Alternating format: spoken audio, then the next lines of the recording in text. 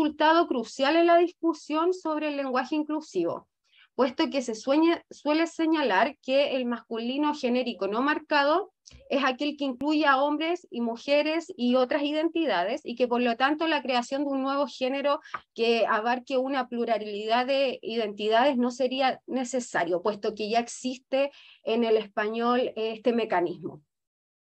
Sin embargo, quienes abogan por esta propuesta olvidan un punto crucial en la teoría de la marcación. Como señalan Dick y Hengebel, el valor de marcación de un término lingüístico no está fijado, no es una propiedad inmutable de los elementos, por lo que algo que es marcado en un entorno puede ser no marcado en otro, y cuando se hace un uso frecuente de esta forma marcada, puede ir perdiendo su grado de marcación. Entonces, así pueden nacer y desaparecer términos marcados y no marcados, da la necesidad de hallar nuevos elementos lingüísticos expresivos para lograr efectos especiales en la comunicación. Por lo que si en algún minuto bastó con el masculino genérico y el femenino como término no marcado, las necesidades comunicativas y expresivas de un grupo importante de personas parecen contradecir que hoy en día basten estos dos únicos géneros gramaticales. En relación con el surgimiento de la discusión en torno al género, como en muchas otras áreas, los griegos fueron los primeros en reflexionar sobre el género gramatical y distinguieron tres tipos, lo que hoy conocemos como género masculino, femenino y neutro.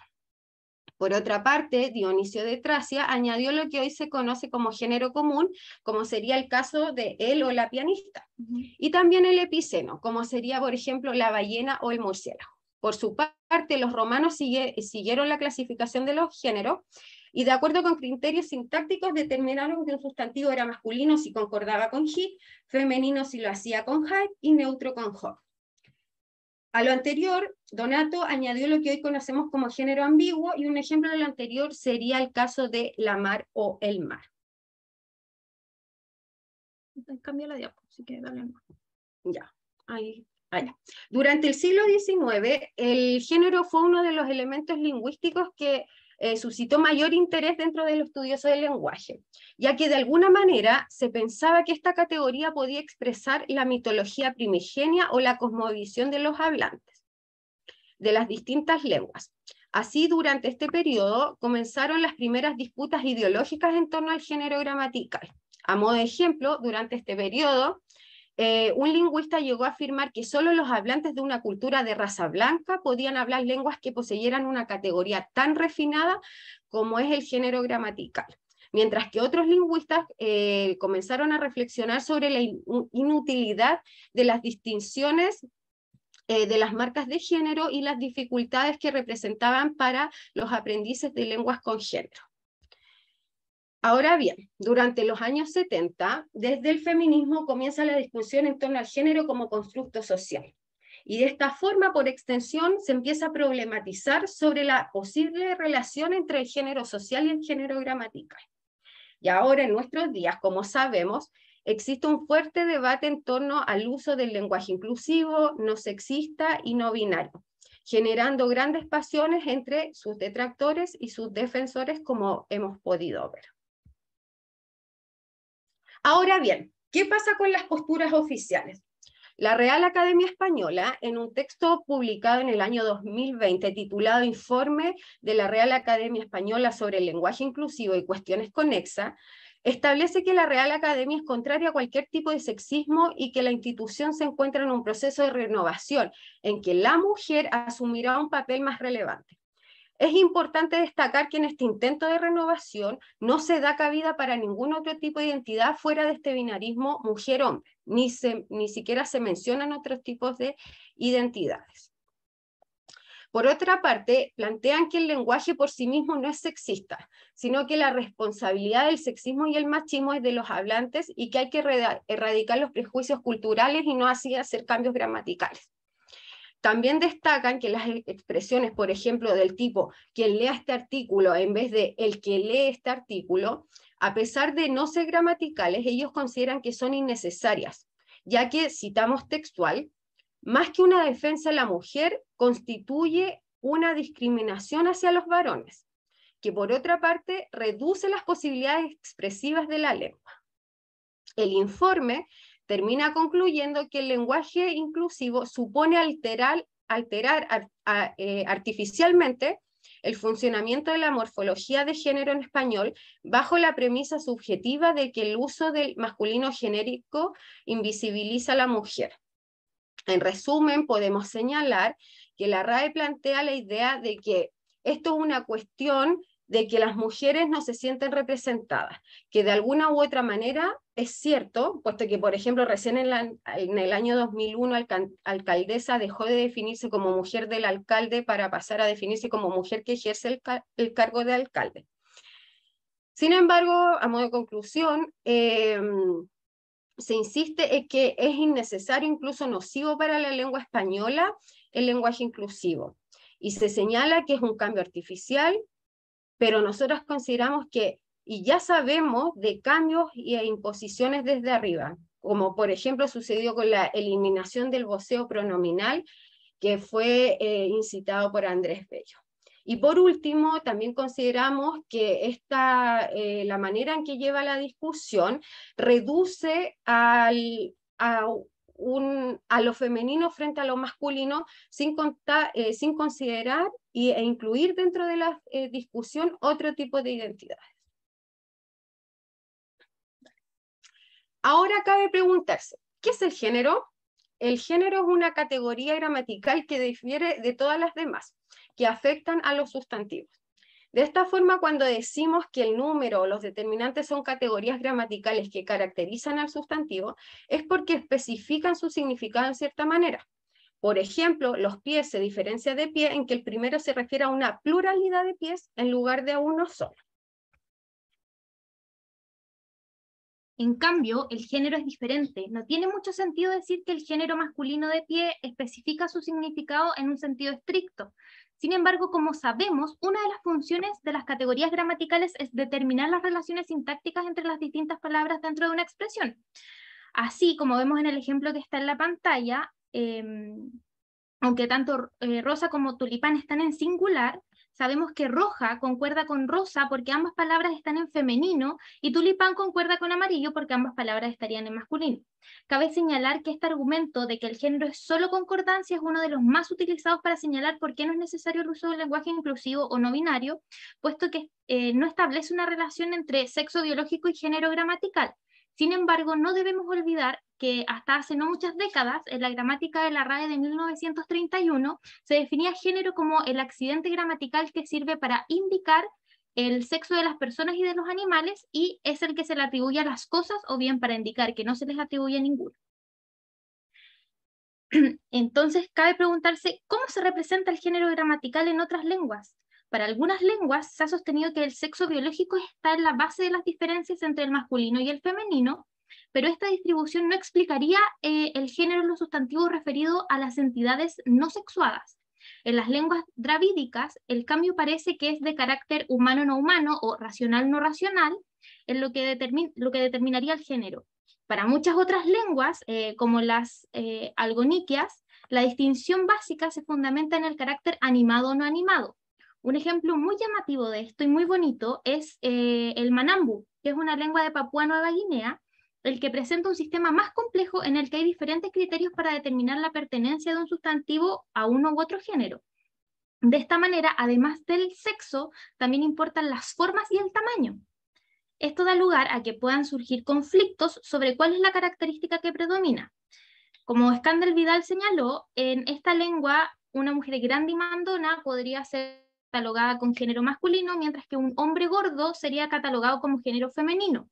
Entonces esto podría tener unas características peyorativas, entonces se podría establecer o se podría sugerir en el fondo que hay una jerarquía en la que el sexo biológico es prioritario. Y ahora posicionándonos desde una vereda, desde lo cognitivo, podemos decir que el género gramatical tiene efectivamente repercusiones en nuestro sistema cognitivo. Un ejemplo práctico y muy sencillo es la idea de caracol. Para nosotros como hablantes de español nos parece súper lógico afirmar que es el caracol, o sea que sería un ente masculino. Pero si fuésemos hablantes de ruso, diríamos con toda certeza que es una palabra en femenino. No hay un artículo que la acompañe, pero esta A final de la palabra, ulitka, es la que marcaría el femenino en la palabra. Entonces dejo como pregunta, si yo digo, los presidentes acudieron a la cumbre por el calentamiento global, ¿cómo se imaginan esa sala? Como, quiero que tengan esa imagen dando vuelta un ratito en su cabeza. Y sobre esta misma línea, una lengua como el español, suelen haber asociaciones de objetos inanimados con estereotipos de hombre, mujer, femenino, masculino, de manera tal que el género gramatical permea en cosas como el arte. Conceptos asexuados como el amor, el tiempo, el pecado, se personifican en obras como de artes visuales según su género gramatical. Incluso algo tan universal como la muerte en francés, por ejemplo, que sería la mort, es representada como un personaje femenino, tal como vemos en esta pintura, que la traducción del título sería La muerte del sepulturero, donde vemos acá al sepulturero en una fosa y a un ángel que podríamos decir que tiene características femeninas, como estereotípicas en el fondo, mientras que por el otro lado vemos un cuadro alemán. La traducción del título sería La muerte y la muchacha, y acá sí, por ejemplo, está el artículo der que indica masculino y das, que indicaría el femenino, y acá hay una curiosidad con esta palabra que significa muchacha, que el sufijo chen es una marca de diminutivo neutro en alemán, pero eso es discusión para otro conversatorio. Entonces, como vimos con el ejemplo del caracol, que es masculino en castellano, femenino en ruso, vamos a ver qué pasa entonces con instrumentos musicales, porque tuba es gramaticalmente femenino para nosotros como hablantes de español, diríamos la tuba. Sin embargo, para hablantes de inglés esto no es tan obvio porque en inglés los instrumentos son todos a género. Entonces, en el año 2018, hecho por Insera y otros colaboradores, se compararon asociaciones sexuales de instrumentos musicales por parte de hablantes de inglés y hablantes de español. Para eso ocuparon un mouse tracking o fueron siguiendo el ratón en el fondo de la pantalla, se les mostraba la imagen del instrumento y ellos tenían que arrastrar hacia donde creían que estaba el género en el fondo del instrumento.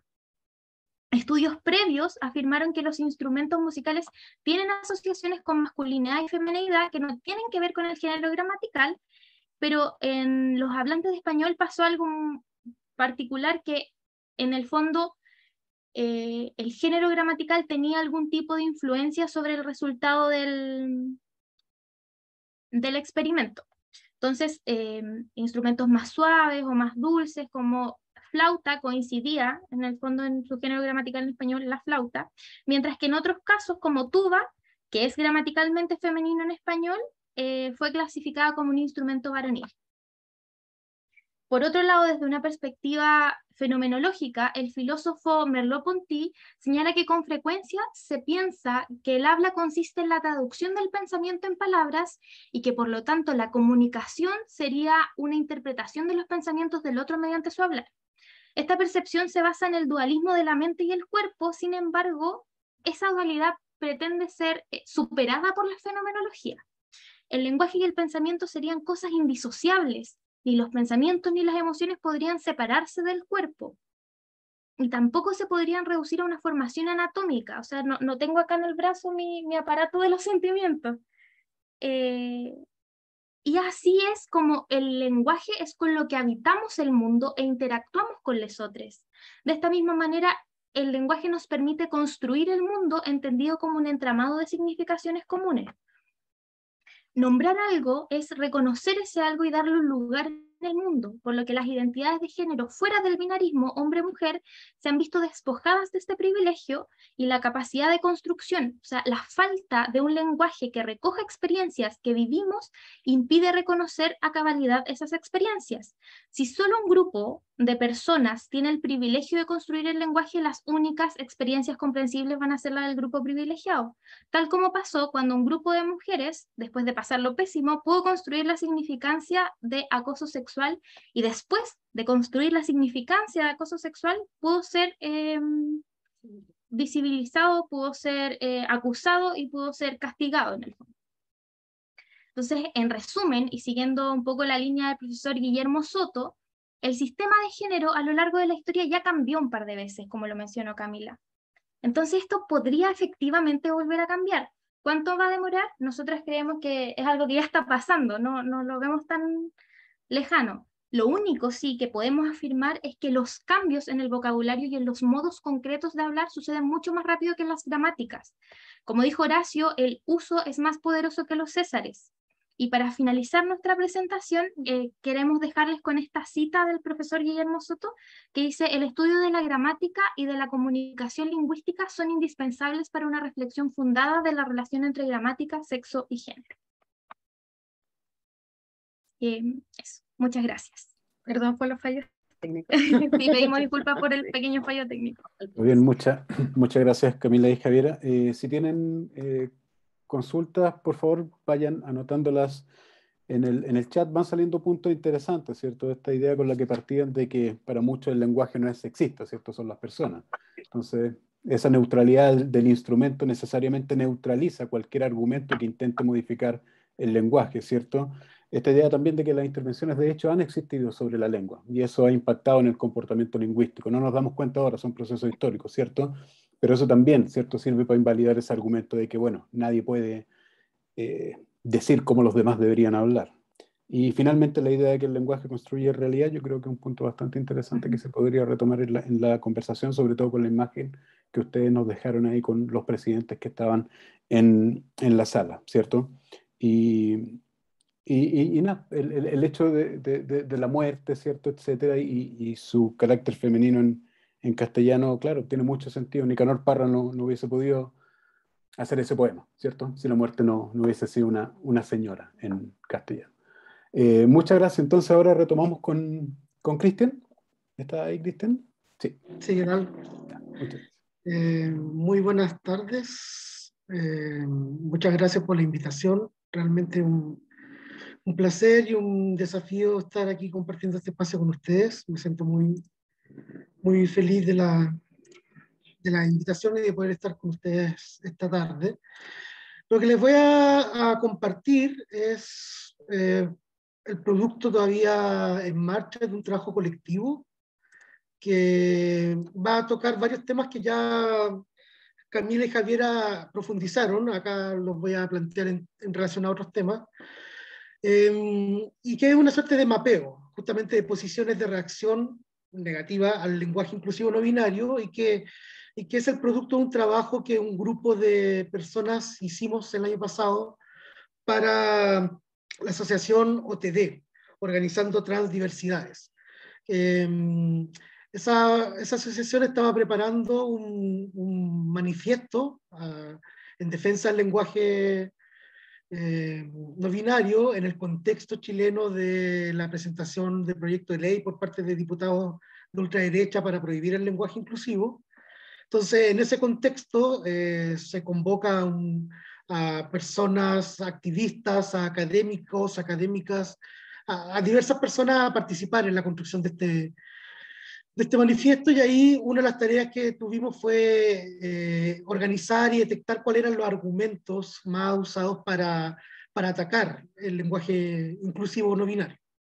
Entonces, a partir de eso, de la revisión de textos académicos, pero también de columnas de opinión, de notas de prensa, de un amplio conjunto de fuentes, fuimos proponiendo una suerte de mapa o de ejes retóricos utilizados para esta reacción contra el lenguaje inclusivo, cuestiones que aquí ya se han mencionado, pero creo que la propuesta que tenemos es un poco organizar esto, ¿no? Entonces, esto es un poco como la conclusión que la muestro de inmediato para visualizar que claro, que cuando nos encontramos frente a esta discusión y la reacción al uso del lenguaje inclusivo, incluso desde los años 80, cuando aparece ya estos intentos de binarizar incluso el lenguaje, ni siquiera todavía de no binarizarlo, para que el femenino apareciera por sobre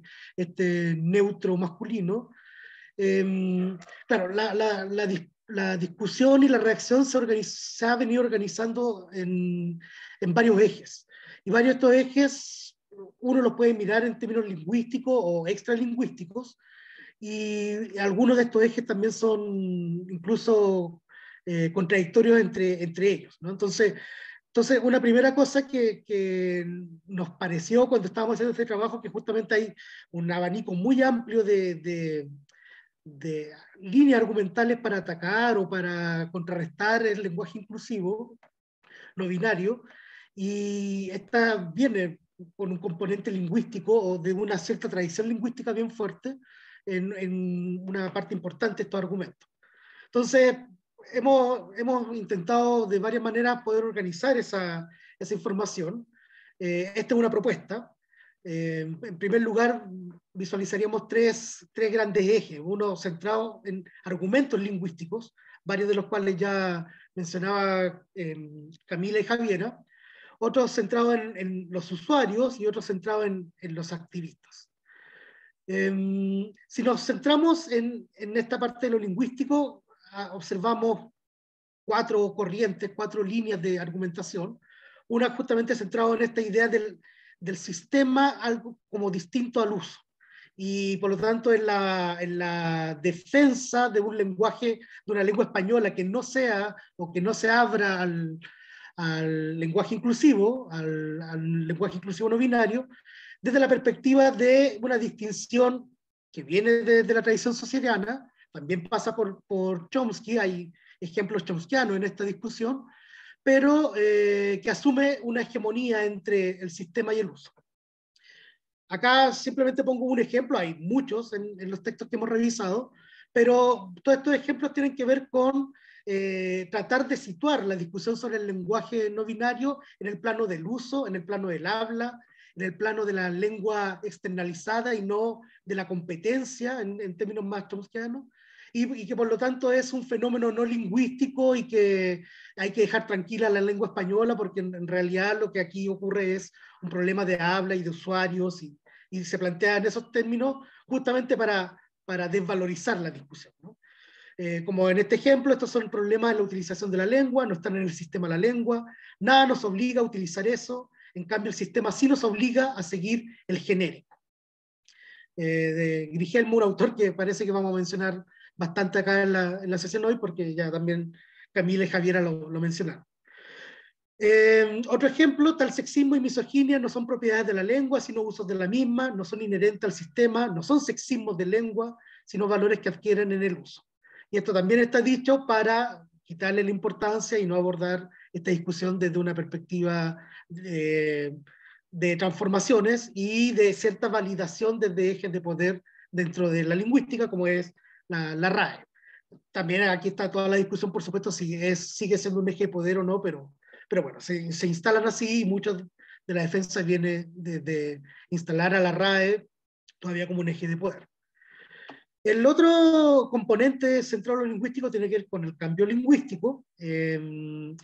Acá hay una discusión bastante contradictoria, porque hay algunas personas que abogan por este argumento, señalando que nadie tiene la fuerza, la agencia para hacer cambios lingüísticos, y otras personas abogan por este mismo punto, pero desde la perspectiva de que solo desde abajo hacia arriba se pueden producir los cambios lingüísticos, como una fuerza popular que desde cierta perspectiva no tiene agencia individual, pero eso se menciona para atacar el lenguaje inclusivo como un lenguaje impuesto por élites ilustradas. Entonces, las dos ideas coexisten en el campo de la defensa de no incluir o de no validar el lenguaje no binario.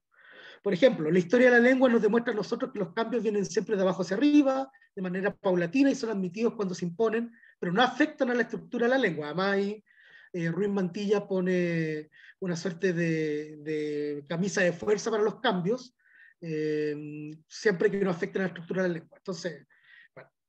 Otro ejemplo, podemos conseguir que 500 millones de personas adopten este nuevo morfema. ¿En cuánto tiempo? ¿En 10 años? ¿En 20 años? Yo lo veo difícil.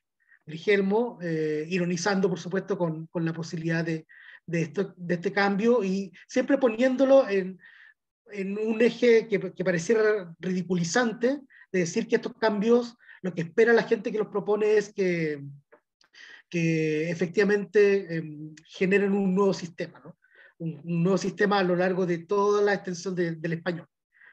Cosa que creo que lo vamos a discutir después, también se discute en términos de la promoción de un lenguaje inclusivo no binario. El tercer eje es de la neutralidad y homogeneidad de la sintaxis. Hay harta discusión y hay harta defensa o hay harta reacción al lenguaje inclusivo diciendo que la sintaxis es neutra.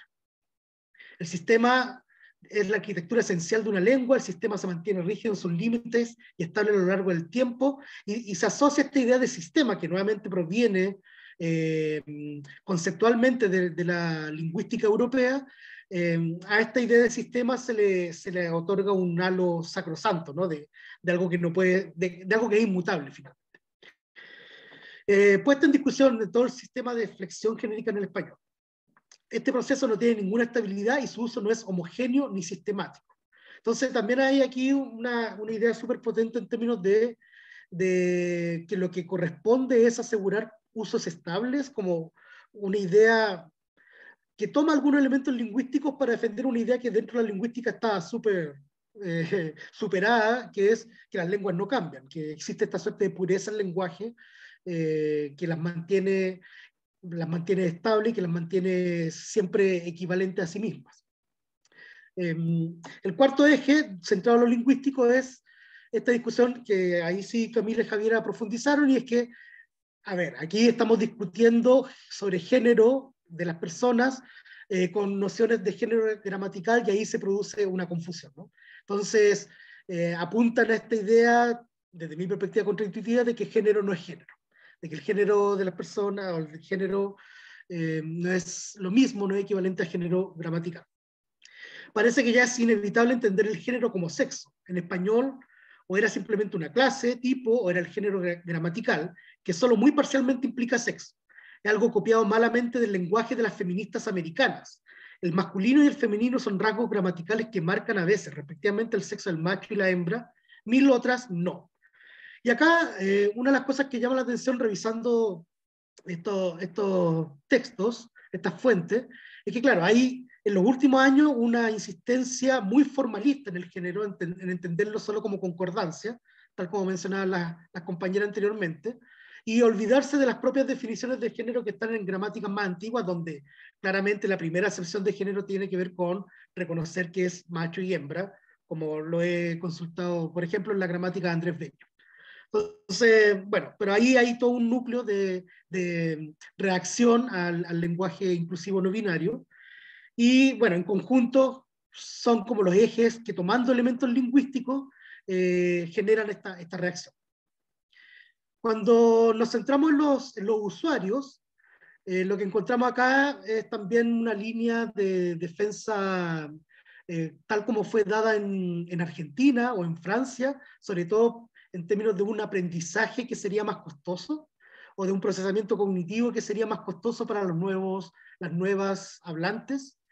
Y por lo tanto, una suerte de idea que no está fundada, hasta donde hemos podido rastrear en investigación propiamente tal, de que hay que prohibir el lenguaje inclusivo porque eso afecta, daña las posibilidades de aprendizaje de nuevos usuarios, ¿no? De los nuevos usuarios de la lengua.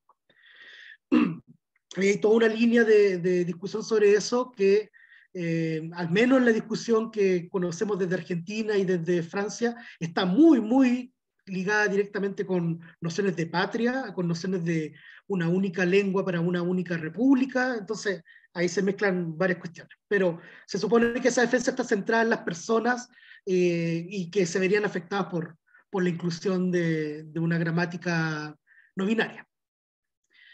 Y el último eje de discusión, de reacción, está centrado en las activistas, y acá básicamente tenemos esta idea que ya mencionaba de que a esta discusión no habría que hacerle mucho caso porque esto es una moda de los últimos 30, 40 años dentro de discusiones más amplias sobre identidad, pero que responden básicamente a intereses de comunidades ilustradas. En este caso, como en el ejemplo que pongo acá, en este caso, a mi juicio, aparece como un reclamo de un sector minoritario de clase media ilustrada, quien pretende que esa reivindicación se imponga de forma manifiesta en el lenguaje. O aquí otro ejemplo, entre muchos, ese griterío que está en la base de algunas de las desgracias de la lengua española, manipulada tantas veces por grupos mínimos pero provistos de grandes altavoces. Sufre su léxico, sufre su gramática, también nosotros somos así manipulados. Entonces, este es un mapa general que nosotros hemos podido construir sobre distintos ejes de argumentación en contra del lenguaje inclusivo. Cada uno de estos ejes a la vez tiene líneas de defensa o de reivindicación que están en la base de todas las personas que han venido defendiendo en la inclusión del, primero el lenguaje inclusivo binario en los años 80 y 90 y luego del no binario en las últimas décadas. Pero sobre todo a mí me gustaría destacar, ya para hacer una contraparte a este mapeo de argumentos de reacción, cómo hay tres ejes que tratan de superar justamente estos modelos lingüísticos para basarse en una defensa y una promoción del lenguaje inclusivo no binario. Hay varios autores que frente a justamente estos argumentos que hemos tratado de sistematizar y de organizar, la respuesta que dan es, bueno, entonces lo que hay que hacer acá es rebasar los márgenes de la lingüística hegemónica, entendida esta como la lingüística estructural europea y también de base chomskiana, pero sobre todo estructural y funcionalista europea. Ejemplo, la competencia lingüística no puede consistir solamente en un dominio gramatical, sino que debe incluir el dominio de las situaciones en que algo puede ser dicho con sentido. Por todo ello, el descuido de esta dimensión pragmática ha tenido como correlato inevitable que los elementos de la lengua fueran definidos solo en relación al sistema de la lengua misma, concebido como un sistema autónomo. Otro ejemplo, desde esta misma línea, no es que el inclusivo sea una transición o que busque ser una evolución como fue del latín al español. No es que el inclusivo busque volverse una lengua central o quiera normativizarse. Todo lo contrario, es la búsqueda por descentralizar, desestabilizar y cuestionar el carácter patriarcal y hegemónico de este idioma que nos habita. Quiero asumir la perspectiva glotopolítica y cuestionar la idea generalizada y doctrinaria de que la lingüística es una ciencia apolítica y neutral. Esto de Cuba que también mencionaba Marco al principio de esta jornada. También está la idea, está el eje de rebasar los márgenes de una lengua que excluya, aquí ya más centrado básicamente en el español. No se trata de anteponer la visibilidad trans a la de las mujeres, cis, sino más bien asumir la imposibilidad de contener, a través del lenguaje, las múltiples experiencias para con el género y la sexualidad. No se trata tanto de lograr una nueva versión acabada de la lengua castellana, como de introducir fisuras a las convenciones lingüísticas mediante las cuales versiones recalcitrantes de género perviven y se actualizan. Cuando la Real Academia dice que el masculino gramatical funciona en nuestra lengua como en otras, como término inclusivo para aludir a colectivos mixtos o en contextos genéricos o inespecíficos, está pasando por alto a las personas no binarias, que no somos ni colectivos mixtos ni personas genéricas o inespecíficas. Somos específicamente no binarias. Por último, en esta idea de promoción del lenguaje inclusivo y cómo contrarrestan a los argumentos que mapeamos al principio, está la idea creciente en el contexto más latinoamericano, desde el sur, de rebasar los márgenes de una lengua que es colonial.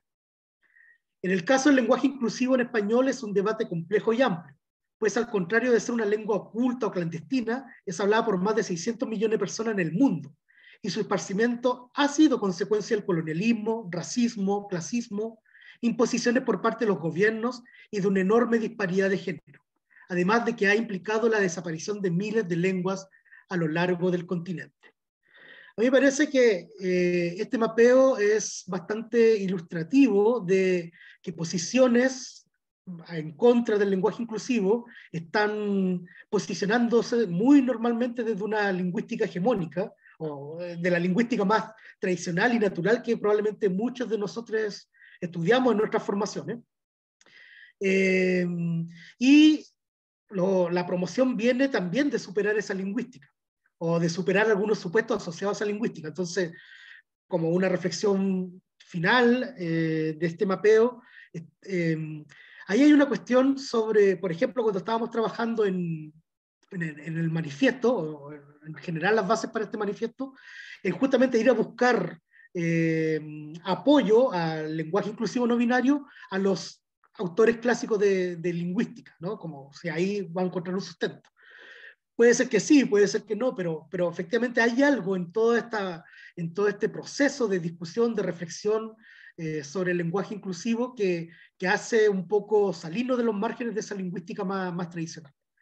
Y por lo tanto queda súper abierta la pregunta, al menos para mí, sobre cómo entonces también transformamos la formación en lingüística para que no sea tan natural hablar de que un sistema es neutro, hablar de que la gramática es un componente neutro también dentro del lenguaje. Creo que ahí hay una cuestión súper clave, súper cúlmine, que se da en nuestro espacio y que tenemos que abordar de alguna manera. Para terminar, acá está, bueno, para quien quiera verlo en algún momento, me puede contactar porque aquí está todas las referencias que hemos consultado y que seguimos consultando. Es un trabajo que un grupo de personas hemos seguido haciendo y que esperamos poder publicar en algún documento de consulta prontamente. Eso es lo que tenía para compartirles. Muchas gracias. Muchas gracias, Cristian, por tu también excelente presentación. Hay muchas cuestiones que rescatar ahí también y que pueden servir quizás luego para la conversación, pero está esta conexión, ¿cierto?, con grupos activistas que van a la academia a crear, ¿cierto?, estos lazos. Y me quedo sobre todo porque hay muchas cuestiones que tú mencionabas que ya se topaban con lo que Camila y Javiera estaban mencionando, ¿cierto? La lengua como algo abstracto, esta idea también de los ejes de poder, ¿cierto? ¿Quiénes son los agentes capaces de introducir los cambios? Yo veía algunas citas que tú mostrabas, por ejemplo, de estas personas que se oponen al lenguaje inclusivo, y me gustaría hacer el ejercicio de viajar en el tiempo, ¿cierto? Y dársela a Bello en su momento, ¿cierto? Para decirle, oiga, ¿cómo esto de imponernos cambios? Porque ¿qué se creen, ¿cierto? Pero sin duda también el punto clave que tocas es el rol que ha jugado la disciplina, la lingüística misma, ¿cierto? En la construcción de ciertos mitos, en la diseminación de ciertas ideologías lingüísticas, ¿cierto?, que también ha contribuido a naturalizar y a cerrar, ¿cierto?, a naturalizar ciertos fenómenos o la comprensión de esos fenómenos, pero también a cerrar espacios de discusión y reflexión. Así que yo creo que es un desafío bastante interesante ahí que nos deja, a nosotros como lingüistas al menos, yo creo que resuena bastante. Muchas gracias, Cristian. Matucha, entonces, te dejamos el Zoom. Voy. Gracias. Bueno, obviamente, gracias por la invitación. De verdad que es un gran honor poder.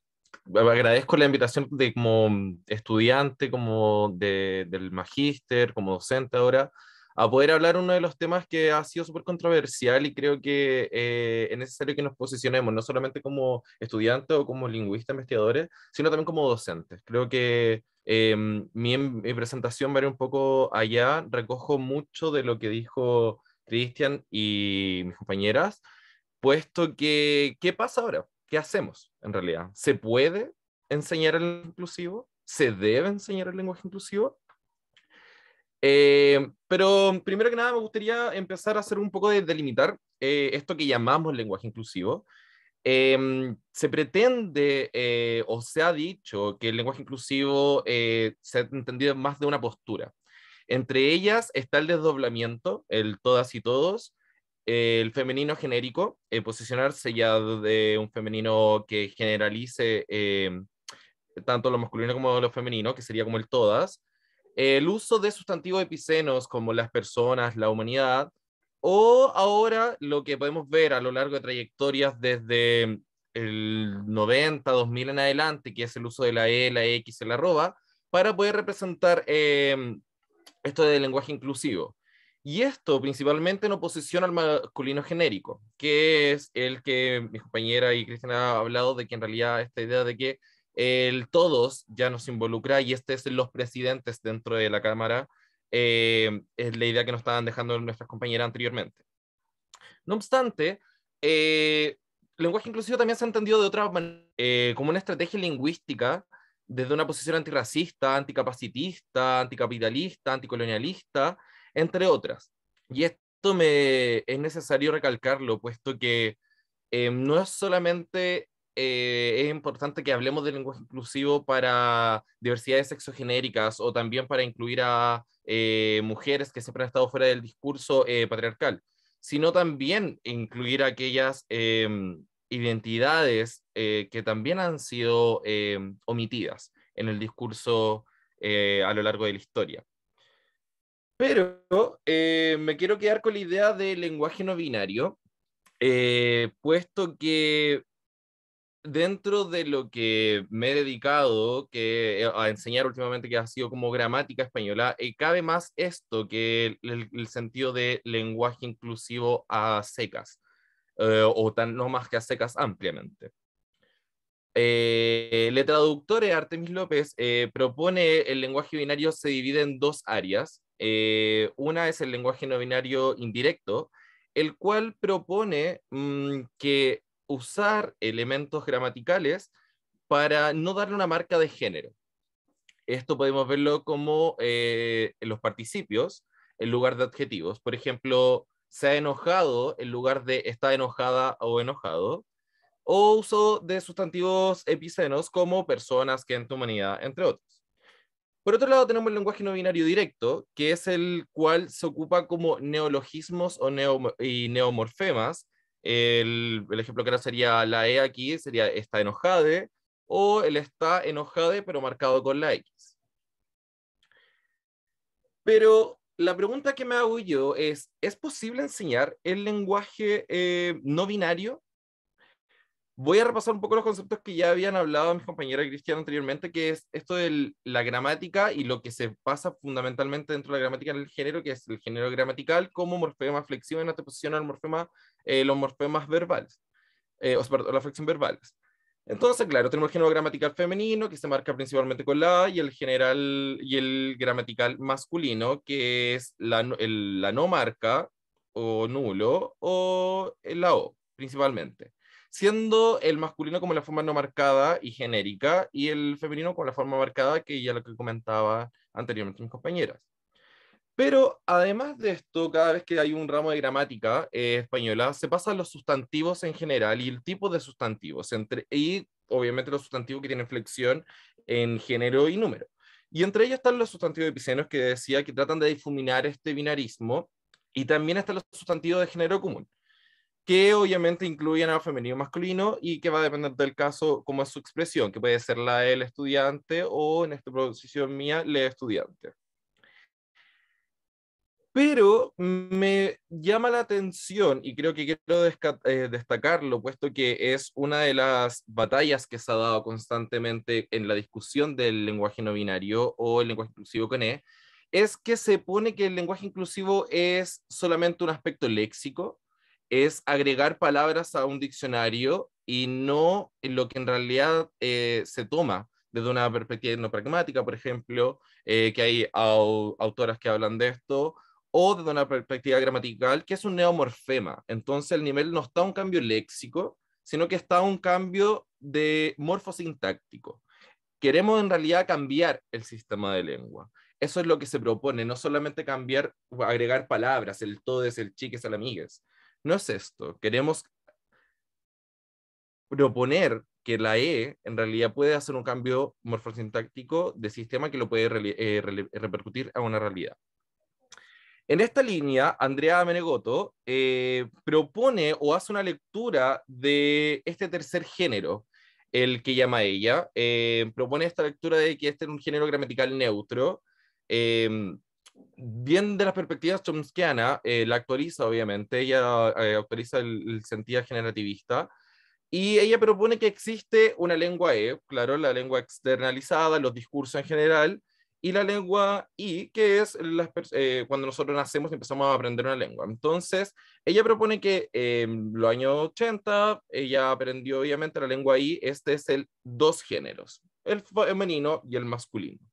Pero hoy en día, este 3G, aún estando como lengua E, como lengua externalizada, como en los discursos, porque no hay ninguna comunidad de habla que nazca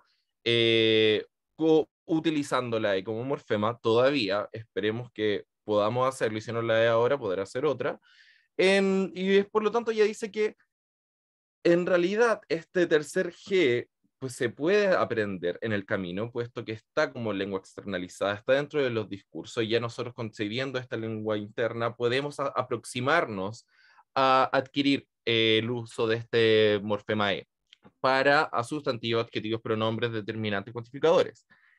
Puesto que, ¿qué es lo que busca este tercer género? Ya lo habíamos dicho obviamente anteriormente con toda esta presentación y partimos de esto, es que buscamos neutralizar este binarismo de género por medio, en este minuto, del morfema E, pero no solamente neutralizarlo para representar otras identidades, como son las personas no binarias, sino también en este juego de poder proponerlo como también el uso genérico, puesto que si bien podemos tener el todos, todas y todes, también al decir todes, al estar como les presidentes estaban en la recámara, estaríamos proponiendo una lectura de que esta E, este morfema E, estaría haciendo uso genérico, que estaría incluyendo femenino, masculino, pero también persona no binaria. Y esta quiero quedarme con una idea, puesto que no solamente la estaríamos usando, no solamente la estaríamos promoviendo para lograr poder representar, visibilizar a personas no binarias, sino también tratar de incluirnos todas, todos y todes. En esta línea, como decía, desde la experiencia pedagógica, me hice la pregunta al momento de tener que pasar gramática y flexión nominal, ¿qué hacemos con estos neomorfemas? ¿Que los enseño? ¿Los puedo enseñar? ¿Qué hacía desde la perspectiva lingüística acá, desde como investigador, como estudiante, pero también como docente en estos casos? Yo hago gramática o hice gramática para estudiantes de traducción e interpretación inglés-español. Por lo tanto, desde esa experiencia me cuestionaba constantemente si solamente me pongo desde el puesto de lingüista de observar estos fenómenos lingüísticos que están ocurriendo, de utilizar el bienvenidas chiques, buenos días chiques, o también me posicionaba y me hacía cargo de que el tener que utilizar la E era incluir a personas que no se identificaban ni con el femenino ni el masculino. Lo primero que hago yo cada vez que entro en una sala de clase que no conozco a nadie es consultar su nombre y sus pronombres. Entonces, ¿qué pasaba si uno de mis estudiantes, ninguno de mis estudiantes se identificaba con ella y solamente se proponía como masculino y femenino? ¿Qué hacía yo para poder dirigirme a ellas? ¿Utilizaba el masculino genérico? ¿Usaba el femenino genérico? ¿Hacía el desdoblamiento? Y entonces, como había una lucha constante entre tener que utilizar la E y también qué pasaba con enseñar la E al momento de pasar flexión nominal. Bueno, obviamente me hice esta pregunta al comienzo de preparar esta asignatura y qué es lo que iba qué es lo que iba a enseñar y cómo lo iba a enseñar. Y me respondí que claramente tenía que enseñar esta variante.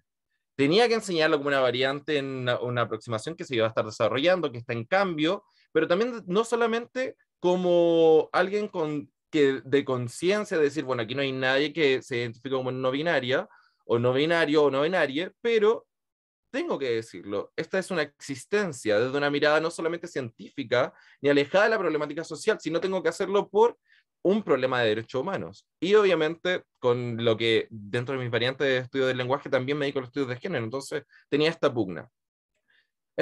A lo que llegué al momento de hacer morfología flexiva, que tenía que pasar estos tres géneros. Tal como lo explicaba Andrea Menegoto, así mismo lo expliqué. Existen estos dos géneros, el binario, pero también existe un tercer género. Sobre todo también pensando en que estamos respetando y reconociendo entidades que están fuera de este binarismo de género impuesto. Puesto que no solamente necesito enseñarles para que lo puedan respetar y promover y identificar a personas no binarias, sino también puesto que ellos van a tener que hacer un trabajo constante de traducción e interpretación a probablemente personas no binarias, que es lo que podemos ver nosotros en, no sé, no sé, series de televisión, podemos ver en películas. ¿Qué pasa? ¿Qué ocurre ahí? Van a ser traductores que solamente van a traducirlo por su percepción, porque pueden tener una expresión de género femenina, por lo tanto van a llegar y traducirlo como femenina, o van a respetar los pronombres que estén utilizando en inglés, en este caso, que son inglés-español, y van a utilizar estrategias lingüísticas para poder llegar a aquello. Es por esto que siempre es importante volver a guías o manuales que se han propuesto de lenguaje inclusivo, como el de Macias y de Gómez, en el cual obviamente ellos explicitan de que hay género inherente en cosas no animadas o no humanas, y hay esto otro que somos las personas que tenemos más rasgo humano, más rasgo de animal, en las cuales el sexo hay como una correspondencia entre género gramatical con sexo, / género. Por lo tanto, es importante repasar esto. Esto es lo que tuve que hacer yo también para el momento de querer enseñarles. Como que no solamente tengo que decir, no, existe la E, póngale sustantivos y adjetivos, en pronombres, etcétera, sino como repasemos qué es lo que es también género, qué es como también se utiliza. Por lo tanto, esto de se puede enseñar estaría respondido. Estaría respondido en la medida de que ya hay trabajo detrás, en los cuales se proponen como guías, manuales, o lo que decía Cristian, como un manifiesto del lenguaje inclusivo. Siguiendo esto, también me preguntaba, pero ¿de qué sirve enseñar esto a estudiantes de traducción e interpretación? Como ya comentaba, ¿qué es lo que iba a pasar al momento de ellos tener que traducir o interpretar una persona que es no binaria?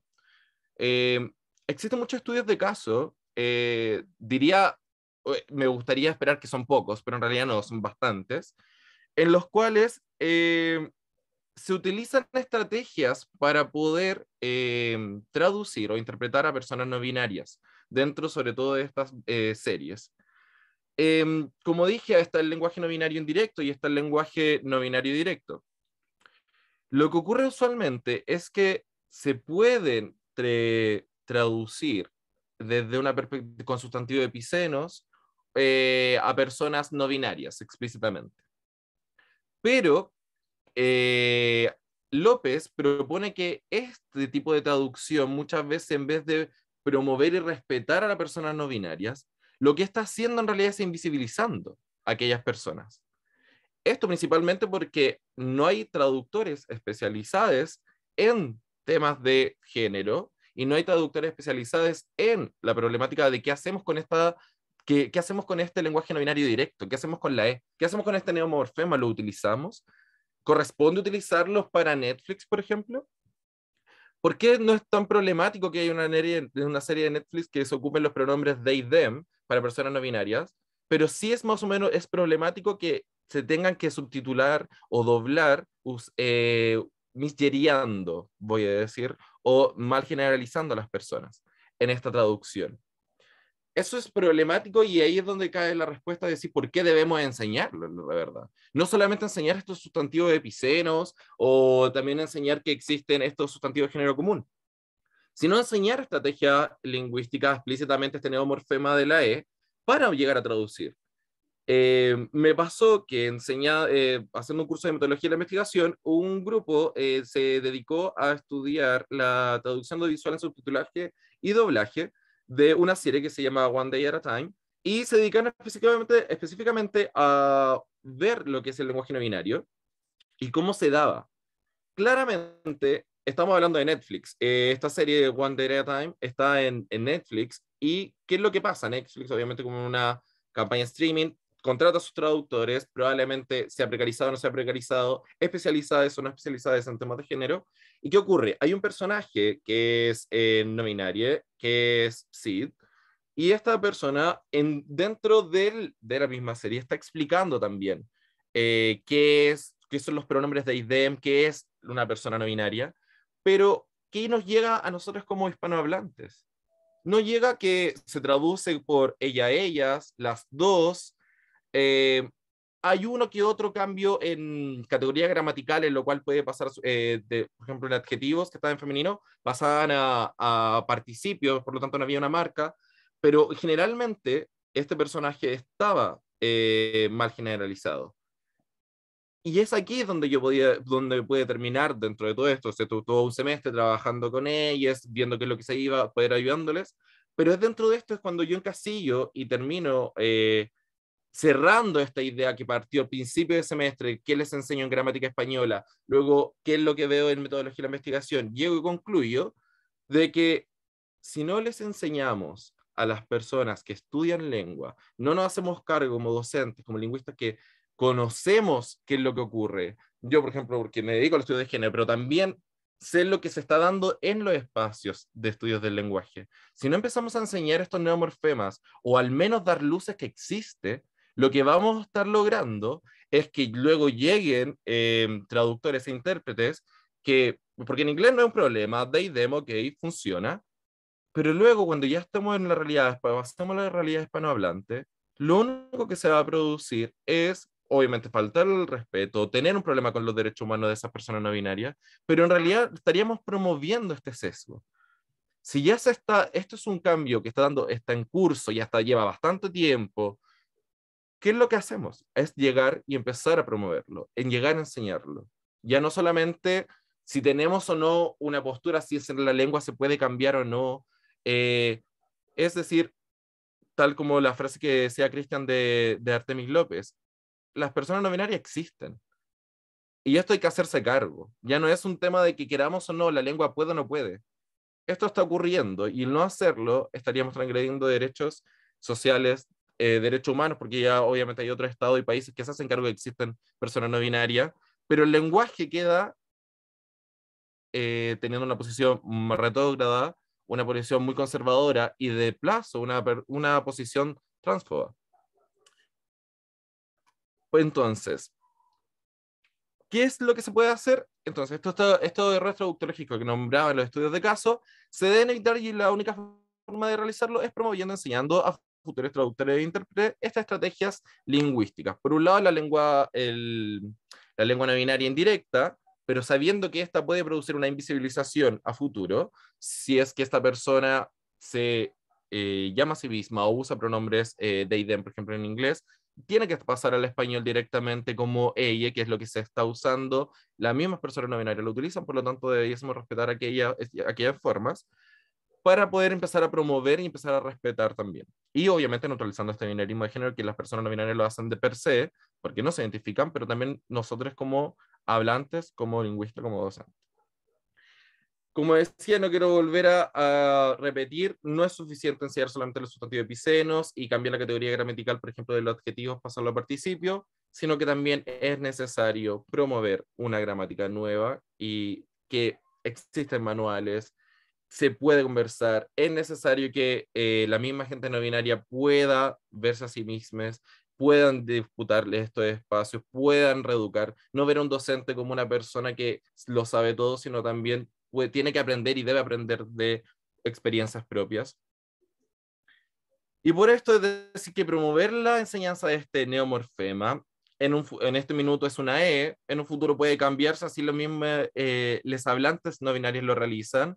Nosotros lo único que deberíamos hacer es tanto acatar, porque es una forma de representarse de ellas, no nuestra. Y no hay que entenderlo como una cuestión de voluntarismo, no hay que entender de que en realidad, bueno, vamos a empezar a utilizar el amigues, el chiques por buena onda, sino entender que esto es un problema fundamental de representaciones. Estamos hablando de identidades, estamos hablando de personas, estamos hablando de sus derechos y estamos hablando de cómo nosotros debemos tomar conciencia de aquello. Estas son las referencias bibliográficas que he utilizado. Muchas gracias. Muchísimas gracias, Matucha, que también nos llevaste a otro nivel, ¿ya? ¿Cierto? Como tú mencionabas, como estudiante, lingüista, docente. Hay demasiadas cuestiones interesantes acá nuevamente. Esa idea de la consideración por el otro en el uso del lenguaje como profesor, por ejemplo, cuando tú planteas, ¿cierto? Esta idea de, bueno, ¿cómo se quieren representar ustedes? ¿Qué tengo que hacer yo ahí? Y obviamente está esa cuestión de la ética del traductor también, o de los traductores, ¿cierto? En el sentido de respetar también la autorrepresentación de a quienes están traduciendo. Entonces, tu trabajo claramente tiene una implicancia que van más allá de la sala de clase y un desafío interesante que quizás sería bueno conversar después cómo esa pugna la solucionaste, ¿cierto? Lo enseño, no lo enseño y qué significa y con quién tuviste esas conversaciones o simplemente fuiste tú tratando ahí de encontrar tu camino, ¿ya? Y ahora hacemos otra bajada entonces con Romina, que nos va a llevar también a los desafíos institucionales que presenta, ¿cierto?, el uso y la promoción del lenguaje inclusivo. Romina. Muchas gracias, Marco, muchas gracias, Silvana, muchas gracias, colegas, estudiantes, veo varios por acá. Quiero agradecer porque de este grupo soy la menos especialista y pienso que desde allí quiero hacer mi intervención hablando desde el rol que me ha tocado jugar en la Facultad de Filosofía y Humanidades como directora de Género y Diversidades Sexuales de la Facultad de Filosofía, ¿sí? Yo quería... titulé esta exposición El lenguaje inclusivo en la praxis académica universitaria institucionalizada, ¿no? Esta exposición surge de una necesidad individual de reflexionar sobre y actuar abrazando la perpetua contradicción, ¿no es cierto?, que vivimos las personas que trabajamos intramuros, como se dice, ¿no?, en la academia, entre teoría y praxis. A pensar y obrar desde un posicionamiento teórico definido, pero a la vez instalada en un territorio complejo, como es el de la implementación de políticas institucionales, o como también prefiero verlo yo, en una posición inevitable de poder, que influye en el cómo las personas habitan el mundo con otros y viven sus vidas dignamente. Es interesante para mí, y pienso, para el proceso de transformaciones culturales que estamos comenzando a experimentar, el volver a preguntarse sobre esta relación teoría y praxis. Sobre todo porque esa relación, en el caso, ¿no es cierto?, universitario, se da en este espacio particular y complejísimo, uno de producción y reproducción de saber, de saberes y conocimientos. Es decir, por antonomasia, un campo de disputas de lenguaje y de poder. Pero también en el que muchas veces es difícil o parece rústico u ordinario poner en acción o concretar muchos de lo que para nosotros son discursos, pero también, y no hay que olvidarlo, deseos. La incomodidad que surge sobre esta contradicción entre discurso y acción no es nueva, al contrario, en mi disciplina, la literatura, surge como una gran batalla entre objeto y su teoría, entre poesía y crítica, entre hacer y discursear, en la que se huele, bajo mi humilde opinión también, una especie de complejo de superioridad que exuda privilegios de acceso o el hábitus de clase, ¿no? Ahora, como digo, esto no es una disputa inaudita. De hecho, una de mis referentes al pensar en las cuestiones feministas, Julieta Kirkwood, comparte una expresión que da cuenta de esta tensión. Una tensión que en tiempos de dictadura cívico-militar, por ejemplo, desafiaba la posición de los movimientos de mujeres enfrentados a la emergencia de derrocar al régimen. En ese momento, desde la universidad y desde la calle, las mujeres reunidas en diversos conjuntos que formaban lo que hoy reconocemos como la tercera ola feminista, se debatían entre la reflexión intramuros y la lucha territorial, ¿no? Dice Julieta Kirkwood en su Tejiendo Rebeldías, abro comillas, tenemos que romper esa cuestión, ya casi incorporada en el sentido que la reflexión teórica, que el ser intelectual es perverso, es malo, que lo que vale es solo la praxis. ¡Qué mierda!, decía ella. ¿Por qué podemos hacer años y años de praxis? Y es una praxis que no tiene sentido. Cierro comillas. De este modo, creo que para pensar el desafío que enfrentamos al pensar y en poner en acción este que se ha nombrado el lenguaje inclusivo, debemos considerar el qué, pero también el cómo. Esta propuesta que hago ahora es testimonial y me atrevo a partir desde la experiencia individual, no porque crea que una experiencia personal y subjetiva puede ser la medida de todas las cosas, sino porque posiblemente podría ser un humilde insumo para informar la reflexión que nos permite pensar esta doble faz de nuestro desafío. el hablar acerca del lenguaje inclusivo, pero también llevarlo a la práctica, a la habitabilidad del mundo. Para mí, el uso del lenguaje inclusivo fue un accidente y opté por asumirlo cuando me di cuenta de que el no hacerlo borraba a personas, las sometía a la marginación. Esa primera experiencia reconoce a un estudiante que un día llega a mi sala de clases y me dice y me plantea que no llevará más el nombre por el cual yo le he llamado hasta ese momento y que por favor no le nombre más de ese modo. En cambio, use este nuevo que me señala. En ese momento no hubo vacilación y no lo pensé demasiado. Se trataba de una demanda humana, una demanda por existir. No me iba a negar a ella. Desde allí empecé a encontrarme en la situación de que cada vez que no cambiaba la forma en que me refería al grupo en la sala de clase, solo esa persona estaba siendo obliterada de ese espacio. Y eso generó en mí la necesidad de hablarles de otro modo, a todos. Otra experiencia con esta nueva forma de decir fue el pensar esta inclusión desde mi disciplina de estudio. En la Universidad de Chile, junto a los profesores Patricio Bustamante, de la Facultad de Medicina, y la profesora Alejandra Botinelli, colega del Departamento de Literatura, estábamos participando del diseño de un proyecto de taller que postularía al Fondo Valentín Letelier. La idea era pensar un taller literario, entre comillas, inclusivo. Pero como se está planteando también ahora último, ¿no? Respecto, por ejemplo, de los sanitarios en los lugares públicos, un taller literario universal, ¿no? Que considerara a todos en verdad, personas con capacidades físicas diversas, neurodivergencias, disidencias sexogenéricas, la heterogeneidad, ¿no? Como diría Antonio Cornejo Polar, encarnada.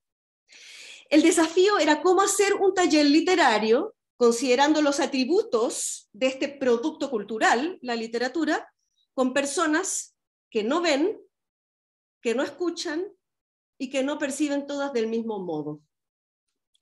Allí surgió también, y se agregó en mi reflexión, el hecho de que cuando decidíamos incluir, este hecho implicaba que queríamos aprender, hacer entrar a una persona que no encajaba en nuestra norma a lo que pensamos y creemos que es lo normal. Por eso, desde este prototaller, que dicho sea de paso, no ganó el concurso y no pudo llegar a ser, comenzamos a pensar más allá de la inclusión, ¿no? De esta idea de apropiarse de lo que, no es, de lo que resiste o de lo que no está inserte, ¿no es cierto? Comenzamos a pensar en algo así como un lenguaje amplificado, ¿no? Que abarcase la heterogeneidad de la percepción y la recepción, y que no implicase, como siempre, establecer esta jerarquía del dejar ingresar, ¿no? A lo que se ha establecido como lo que es, y además como lo que siempre ha sido así, y por lo tanto es lo que es lo normal. Una tercera experiencia fue la de participar también en el proceso de reflexión, creación y escritura colectiva del manifiesto panhispánico por un lenguaje inclusivo, del que hablaba, ¿no es cierto?, el profesor Cristian. Proceso que, como nos contaba él, terminó cuestionando incluso su propio nombre o título, ¿no? Manifiesto, incluso a cuestionar, ¿no? Participando de esa experiencia pudimos reconocer que si bien los diagnósticos sobre la necesidad de abrir el lenguaje eran comunes, las direcciones de esas posibilidades de apertura y las intensidades eran complejas y por lo tanto muy difíciles de sistematizar. Visualizaba ya en ese momento yo que en mis solitarios y primitivos intentos y recursos para performar la inclusividad del lenguaje eran solo un pequeño ensayo que quedaba corto ante la magnitud de las demandas, las necesidades y los deseos.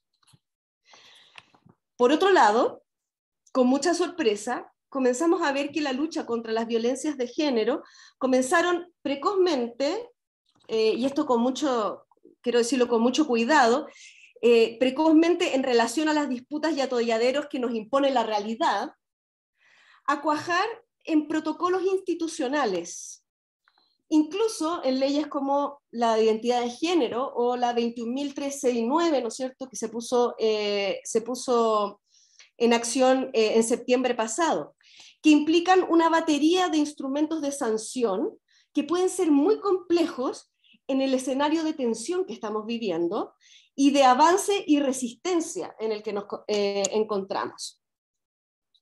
Esto porque evidentemente sin actividades como esta, sin conversar, sin dialogar, sin información, sin formación, quedamos a expensas de las buenas voluntades, pero también de las reacciones de defensa y de protección, ¿no?, que emergen desde múltiples flancos. En este escenario y el contexto institucional universitario, respecto al lenguaje inclusivo, las acciones comenzaron, también con la atención, el respeto y el reconocimiento al derecho de nombrarse, es decir, el derecho al uso del nombre social. Por ahí comenzó, ¿no es cierto?, la arremetida institucional, ¿no es cierto?, frente a la expresión de la diferencia, expresión pública y política. Gracias a la lucha, por ejemplo, en la Universidad de Chile, de la profesora, poeta y activista Mara Rita Villarroel Oñate, la Universidad de Chile, bastante pioneramente, hay que decir, implementó el reglamento de uso de nombre social que lleva su nombre y que ha permitido a quienes necesiten hacer uso de su nombre social hacerlo dentro de la jurisdicción de la universidad institucional.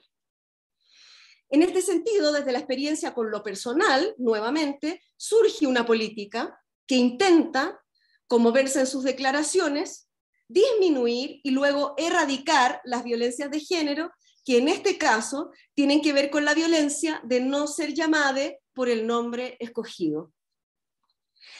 Sin embargo, la resistencia más pétrea ante la obligación del uso del nombre social no surgió tanto de esta demanda por lo personal, por el uso del nombre, ¿no? No hay nadie que diga, no, yo no te voy a nombrar, bueno, hay muy pocas personas que todavía dicen, no, yo no te voy a nombrar por ese nombre si es que aquí en la lista dice otro, aunque sucede, ¿no?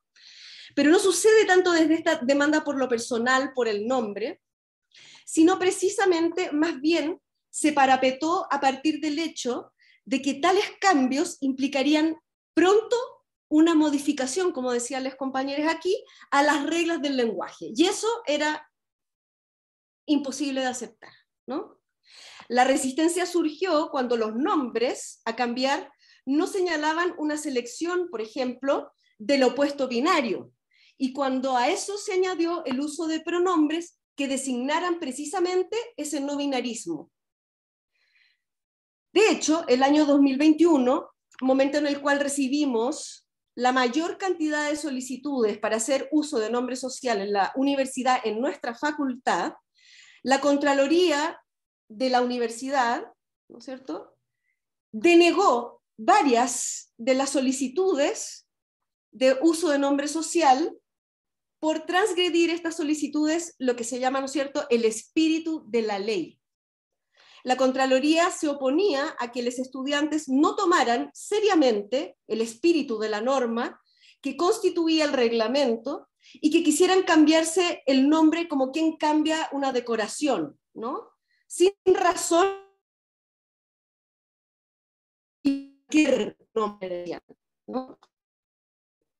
Y esa conclusión de la Contraloría provenía precisamente de que no estaba cumpliendo con el espíritu binario de la norma, que dice que si te llamas Romina, entonces si quieres cambiar debes llamarte Ramón. Afortunada y sorpresivamente, la reacción ante esta negación de la Contraloría de la Universidad de Chile comenzó con una argumentación jurídica, ¿no es cierto?, de parte de las abogadas de DIGEN, que es la Dirección de Género de la Universidad de Chile, y también con la configuración de un grupo de profesoras feministas lideradas por la profesora Alejandra Araya, la directora del Archivo Andrés Bello de nuestra universidad, quien convocó a varias especialistas, entre las cuales tuve el honor de estar, e invitamos a participar a un grupo de estudiantes no binarios de la Facultad de Filosofía y Humanidades para escribir un texto que argumentara, ¿no?, y que deconstruyera la configuración binaria de los nombres desde varias perspectivas. Ese texto fue creado, existe, probablemente está todavía en la biblioteca de la Universidad de Chile, pero es un texto que existe y que ayudó a que la Contraloría, ¿no?, a que el resultado fuera que la Contraloría modificó el año 2021, a finales del año 2021, el reglamento Mararrita, que hoy precisamente permite hacer uso del nombre social no binario en el espacio universitario, incluyendo la preferencia por los pronombres que las personas quieren usar. Sin embargo, ustedes saben qué es lo que más cuesta. No que cambie el reglamento Mararrita, sino que este entre en uso, ¿sí? ¿Qué es lo que más incomoda, ¿no? Y que esta disputa se libra en lo cotidiano, todos los días, en esas salas de clase. Por eso quisiera cerrar este testimonio exponiendo una analogía que para mí expone una paradoja que estamos viviendo y que tenemos que enfrentar y solucionar entre todos. En un escenario que claramente no pensamos, yo al menos no pensé vivir en mi vida anterior a 2018, tipo un escenario, ¿no es cierto?, como el que uno veía en sus clases de historia cuando estaba en el colegio, tipo la caída del Imperio Romano de Occidente. Yo no pensé vivir un momento histórico como este, de tan álgidas transformaciones. Hace ya años, por lo menos visiblemente hace 5 años, un quinquenio, como dirían los historiadores, se inició la que se ha llamado cuarta ola feminista, que lleva inscrita dentro de su consigna más importante la búsqueda y el deseo de una revolución cultural. El número de femicidios en Chile el año 2018, en el que se inaugura el proceso de transformación cultural y de visibilización y de cambios, ha sido, o fue, mejor dicho, de 42 compañeras. El año 2021, a 4 años del inicio de esa visibilización de lo que pensamos como un cambio y una transformación, creció de 42 compañeras a 55. Hoy, en julio de 2022, llevamos 25 asesinatos por razones de género, femicidios. ¿Por qué hago esta analogía? La pregunta es, ¿por qué luego de que hemos inaugurado ese proceso que exhibe a todas luces que es insostenible, humanamente hablando, que unas personas mueran debido a su diferencia, en vez de bajar esos asesinatos, aumenten? ¿Por qué la resistencia aumenta? Mi humilde propuesta como defensora de los compañeros ante la institución, pero también como empleadas de la institución y como ejecutante de sus políticas, es que expongamos al servicio de este proceso de transformación sociocultural nuestro privilegio de saber y de conocer. El desafío para mí sería, ¿cómo nosotros, que sabemos que la costumbre es es una roca dura, pero que también sabemos que esas costumbres se han construido a partir de la lógica de la identidad y por lo tanto de la exclusión, cómo hacemos ese proceso de cambio? Estamos en esta evidente batalla lingüística. Además, ¿qué estrategias políticas, retóricas, lingüísticas, poéticas podemos utilizar para poder convivir, ¿no? ¿Cómo evitamos a toda costa las estrategias patriarcales de la violencia que nos llevaron a la norma vigente? ¿Y cómo sorteamos con ello una peligrosa reacción demoledora?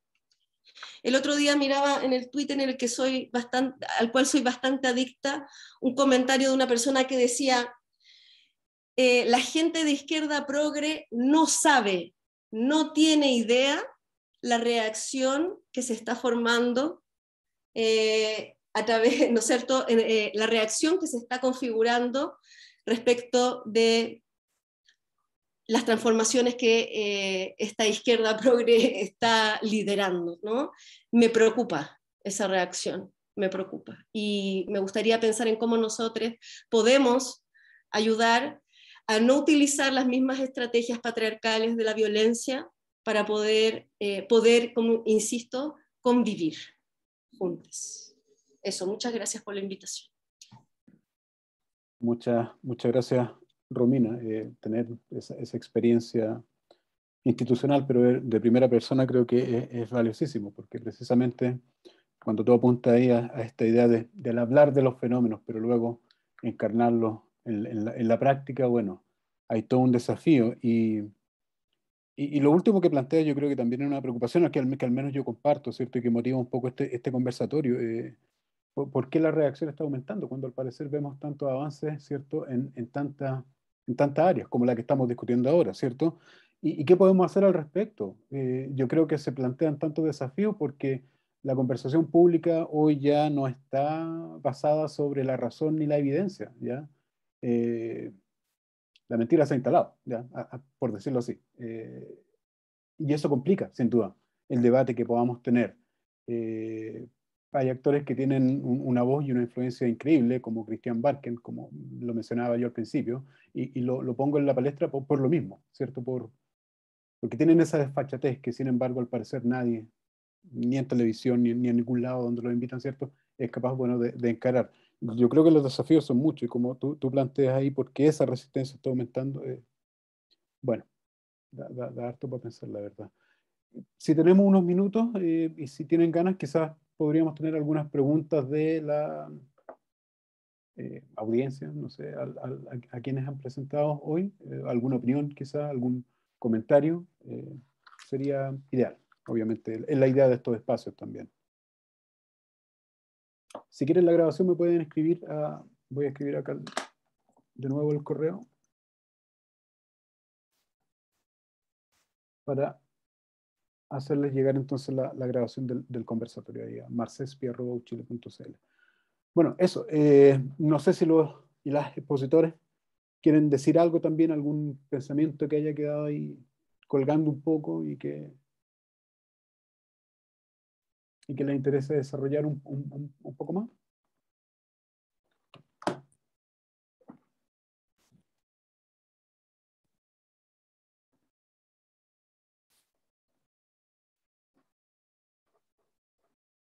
Cristian, sí. ¿Por qué la reacción está aumentando? Creo que desde muchos planos, lingüístico uno de ellos, político, estamos frente a un proceso de cambio del sentido común. Entonces, frente a ese proceso de lucha por cuál es un sentido común imperante, pareciera que hay una reacción que aumenta. Soy más de la idea de que siempre estuvo ahí, muy hegemónica, pero muy tranquila, muy poco tocada, ¿no? Y muy poco interpelada. Probablemente muchos de nosotros también estamos en un espacio donde ahora se nos está interpelando. Y estamos desde ese espacio tranquilo, del sentido común impuesto, y a lo mejor en esa interpelación actual es que no sabemos posicionarnos y en esa interpelación nos perdemos y también surge la reacción de muchos colegas probablemente o muchos de nosotros quizás en situaciones que ni siquiera todavía hemos reflexionado. No solo sobre el lenguaje inclusivo, sino también sobre cambios en el sentido común en términos de colonialidad, en términos de racismo institucional, en términos de tantos ejes que están en este momento trastocándose, ¿no? Entonces, ahora, esa virulencia, claro, esa virulencia será, no soy para nada de la idea de una academia vanguardista, para nada, pero ¿será la academia un espacio que permita frenar esa virulencia? Al menos que sea un espacio que aporte en frenar esa reacción creciente. Todavía quiero creer que sí, pero bueno, este espacio y los espacios públicos de academia espero que sean un espacio donde algo de esa dignidad, de esa defensa, de esa promoción de la dignidad humana pase por acá, salgan cosas de acá. Creo que estamos también en un contexto de discusiones internas en nuestros espacios. Justamente si pasa por acá o no ese cambio de sentido común. Romina ahí nos cuenta mucha experiencia de que parece que sí, forzando por aquí y por allá. Insisto, no lo veo para nada desde una perspectiva de vanguardia, sino que a veces temo que nada pase por acá, en pos de un malentendido, desde mi perspectiva, pluralismo, de un malentendido pluralismo. Pero bueno, creo que para mí es una pregunta esencial en términos de derechos lingüísticos, en términos de derechos en el amplio sentido de la palabra.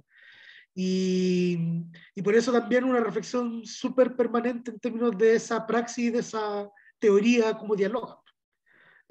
Porque de qué sirve estar acá si, un poco como Matías nos contaba, mañana me voy a mi clase de fonética y fonología y enseño la inmanencia del sistema lingüístico. Entonces ahí, claro, algo pasa ahí con una reflexión que tenemos que dar en la interna, creo yo. Esa como una reflexión que me queda a propósito de todo lo que hemos estado aquí exponiendo y conversando.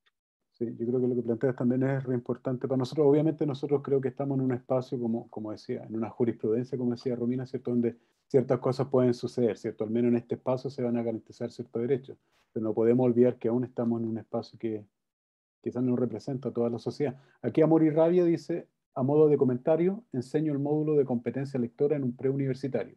El reglamento dice explícitamente que no se puede usar el no binario. El argumento, la RAE. Tengo una estudiante trans que se presentó como tal el primer día. En clases presenciales puedo ignorar esa orden, pero online lo evito porque queda grabado. ¿Ya? Marcelo, disculpa. Marcelo. Pues,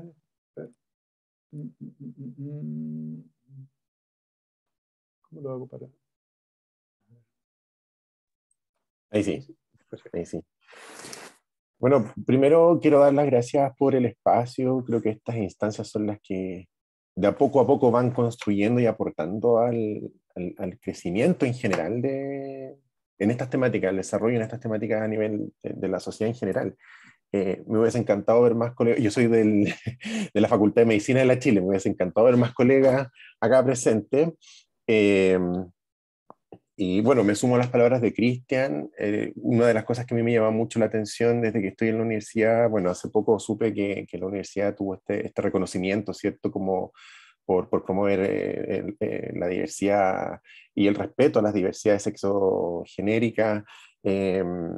Sin embargo, en la Facultad de Medicina es pan de cada día el no respeto a los pronombres, el dar ejemplos sexistas, más allá de las marcas morfológicas, ¿cierto? Del lenguaje, el tipo de ejemplos que se da, no, es que a la mujer le pasan estas cosas y a los hombres les pasan estas otras cosas.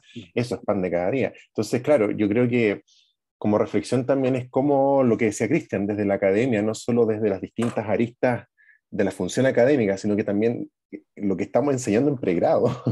Ahí hay un nicho súper importante para poder poner en tensión estas temáticas, para sensibilizar, porque también hay un trabajo que hay que hacer de sensibilización. Muchas veces hay ciertas resistencias, como hablábamos, ¿cierto?, para avanzar en estos temas, pero si no hay sensibilización es re difícil. Y yo creo que tenemos un rol súper importante como grupo académico, de tensionar esto y no solo que no solo sea esto en la Facultad de Filosofía, ¿cierto?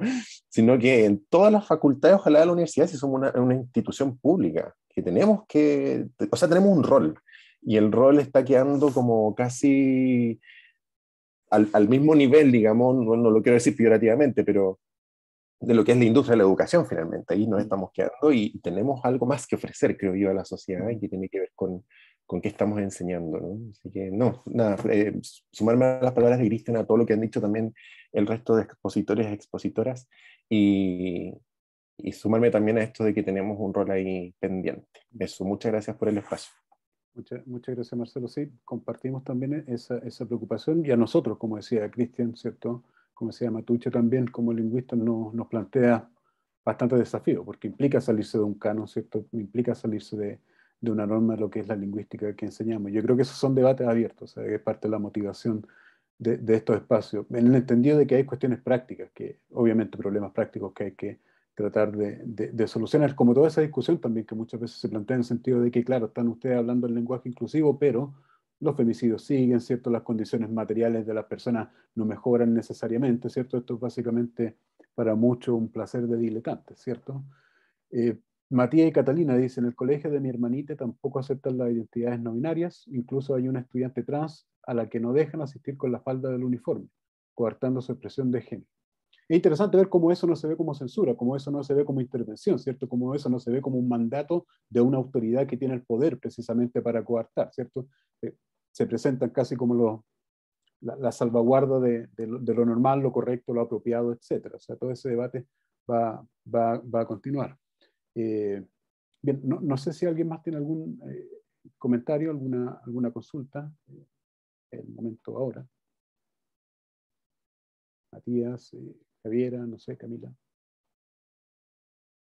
Dale. Creo que, bueno, lo comentamos cuando nos juntábamos a hablar igual, el tema de la consistencia, por ejemplo. El tema de, al menos hay que dar un primer paso.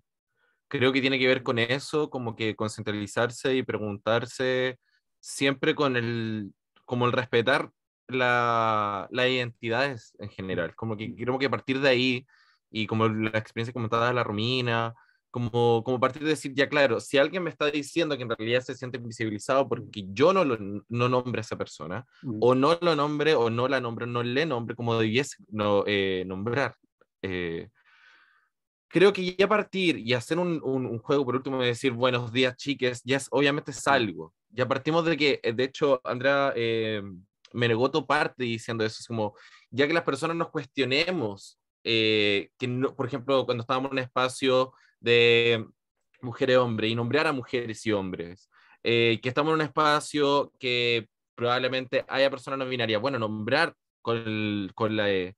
Ya eso es un juego político, es una decisión política, pero también no solamente política como para nombrar y como decir, bueno, nosotros somos tan geniales, esta izquierda, como decía la como no, y la izquierda como que se cree bacán. No, si no es esto, no es una izquierda, no es una derecha, es como estamos hablando de aquí de derecho humano y obviamente que tiene una condescendencia, pero tiene que ver con derecho humano y estamos hablando con de existencia. Y hacerle un saludo a Bandela es una posición política que debiésemos cuestionarnos siempre por respetar la identidad, es como que una lucha constante. Obviamente que probablemente las personas minorizadas generalmente tendemos a tener esta empatía, pero ¿qué pasa cuando en realidad esta ola es gigante, ya está encima? Ya, como que la academia tiene que hacerse cargo, pero no por hacerse cargo de decir, bueno, este fenómeno lingüístico, como decía, ¿no? O es una variante, ya, etcétera.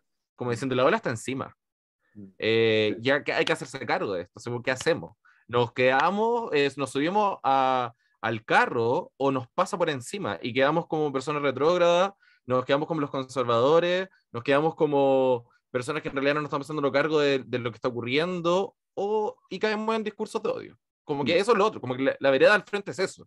Sí. Como que si uno dice, no, lo vamos a ver solamente y nos vamos a quedar acá y vamos, más encima les pasan el micrófono. Como que la gente que de la academia les pasa el micrófono, tiene el poder y comenta, y lo que está haciendo está, en vez de sumarse a este carro, está mirando desde afuera y está promoviendo discursos de odio simplemente. Y eso es lo que repercute en no tener esta representación y repercute en esta reacción de decir, bueno, ¿y qué queda? Los feminicidios, ¿qué queda?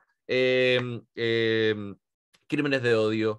Y eso es una constante, como que si no hacemos esto otro, es lo negativo. Solamente eso. Sí, como un choque importante el que estamos viendo. Como decía Romina, es un tiempo importante porque estamos experimentando estos cambios, estamos haciendo, de hecho, actores principales. ¿Ya? Sí, yo estoy de acuerdo también con esa visión neutra de ciertos especialistas, ¿cierto? Donde el problema es si el cambio entra o no entra en el sistema y lo que eso significa, o la inconsistencia de la gente que en un momento dice amigues y después dice amigos, ¿cierto? Es como, yo también creo que esa neutralidad en estos momentos es peligrosa porque precisamente contribuye un argumento en contra de este movimiento. Teresita Rodríguez dice, es tan necesario tener espacios de formación en estos temas para quienes no venimos de la lingüística. Soy editora científica, realizo talleres sobre escritura de papers, es un área súper específica, pero trato de incluir siempre las discusiones sobre el lenguaje inclusivo directo. Sin embargo, he tenido estudiantes que me han dicho, si la revista o la universidad me obligan a escribir así, dejo la carrera académica. ¿Ya? Escribir en lenguaje inclusivo, seguramente. ¿Ya? Sí, hay toda una pregunta ahí a la que yo le doy vuelta muchas veces, como esta resistencia tan especial, tan particular, de características tan especiales que tiene el uso del lenguaje inclusivo. Uno ve los comentarios en Twitter, en Facebook, pueden haber 5.000, 6.000, 7.000, 8.000 reacciones, ¿cierto? Muchas veces alguna noticia. Pero bueno, a ver, Pamela Arriba preguntaba también respecto a dónde se puede acudir para tener información. Ahora, a nosotros como lingüistas yo creo que nos plantean también un desafío. Yo no creo que haya que ser especialista en lingüística para tener una posición al respecto. Lo que estamos diciendo básicamente es que el lenguaje es un material, ¿cierto?, para nuestra expresión política. Eso es lo primero. Y lo otro son, claro, todas estas barreras que seguimos encontrando. Podemos estar hablando mucho en lenguaje inclusivo, pero ni uno mismo escribe papers en lenguaje inclusivo, por ejemplo. ¿Ya? Como que trata de evitarse esos problemas precisamente con las o los revisores, y quizás sea parte de los pasos que hay que dar. Y en el caso de Centro de Lengua, ahí no sé, Romina les puede informar dónde pueden asistir. Sí, perfecto. Yo estoy conectada desde Canadá, nos dice Maru de Luna, y esta información es muy valiosa y relevante para mí como profesora de español como lengua extranjera. Siento que aquí, fuera de los países hispanos, estamos muy atrasadas en el uso del lenguaje inclusivo y en los departamentos de lenguas, y por ende en la enseñanza. Es hasta recientemente que empezamos a reflexionar en la necesidad de comenzar estas conversaciones con nuestros estudiantes. Soy licenciado en letras y veo tanto abiertamente como personal cómo cierta gente se resiste al lenguaje inclusivo, y la verdad creo necesario hablar de estos temas para hacernos visibles, tanto social, cultural y políticamente, para poder generar una transformación sustancial. Amor y Rabia dice, con respecto a la posibilidad de enseñar el no binario y al ver cómo la gente lo usa en la vida real, sin concordancia y poniéndole género, categorías lingüísticas, creo que el desafío sería inclusive más grande, empezar a concientizar sobre la estructura del lenguaje. Personalmente me desespera eso, que no sea consistente la no binarización por parte de los hablantes que tienen sus mejores intenciones. Claro, es parte de los cambios que estamos viviendo precisamente, ¿cierto?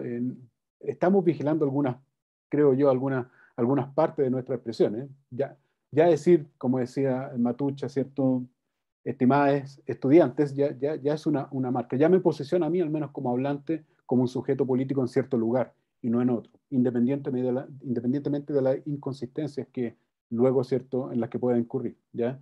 Bien, no sé si hay algún otro comentario, alguna otra consulta para ir, tal vez ir cerrando ya. Ya llevamos 2 horas acá. Le agradecemos muchísimo el interés a las y los presentadores. De verdad, creo que ha sido un panel de lujo realmente. Todo lo que han dicho ha sido realmente, pero fascinante, al menos a mí como lingüista y como interesado en este tema, y como, no sé, me siento muy afortunado en realidad de poder haber organizado esto y que ustedes hayan aceptado.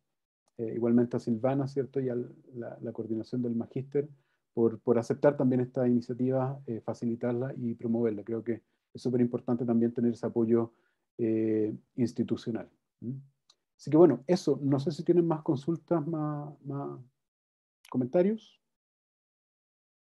Podemos cerrar entonces. Silvana, disculpa.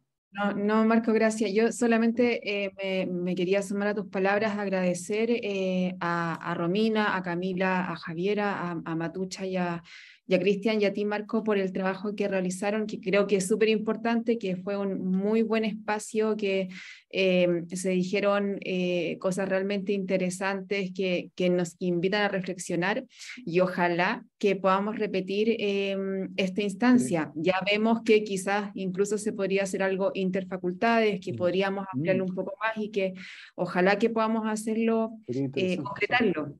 Sí. Así que estamos en contacto para eso, y de verdad que gracias a todos los asistentes, las y los asistentes también por haber estado aquí. Sí, y cada una de estas presentaciones da para una exposición, yo creo, individual, absolutamente, con mucho más tiempo, más preguntas, etcétera, porque quedaron tantas cuestiones ahí pendientes, muy interesantes. Eso, muchas gracias entonces. Espero que nos veamos pronto en algún otro conversatorio de este tipo. Que estén bien. Buenas noches. Gracias. Chao.